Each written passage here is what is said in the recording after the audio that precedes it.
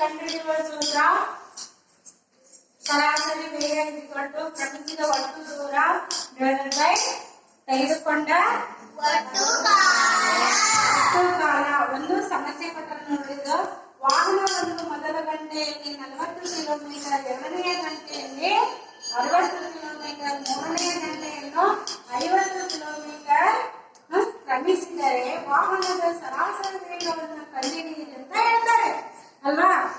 ನಾವೇನ್ ಮಾಡ್ಬೇಕಪ್ಪ ಅಂತ ಹೇಳಿದ್ರೆ,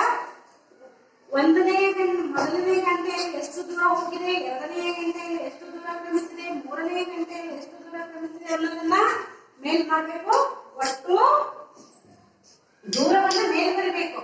ಒಟ್ಟು ತೆಗೆದುಕೊಂಡ ಟೈಮ್ ಕಾಲವೆಷ್ಟು ಅಂತ ಎಷ್ಟು ಗಂಟೆ ತೆಗೆದುಕೊಳ್ಳುತ್ತೆ ಅಂತ ಕೆಳಗೆ ಬರಬೇಕು.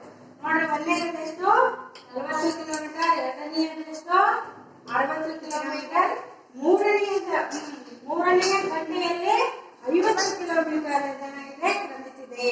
ಸೊ ಬರ್ದು ಮೂರು ಗಂಟೆ ಐತಲ್ಲ, 1 ಗಂಟೆ ಪ್ಲಸ್ 1 ಗಂಟೆ ಪ್ಲಸ್ 1 ಗಂಟೆ ಎಷ್ಟು 3 ಗಂಟೆ.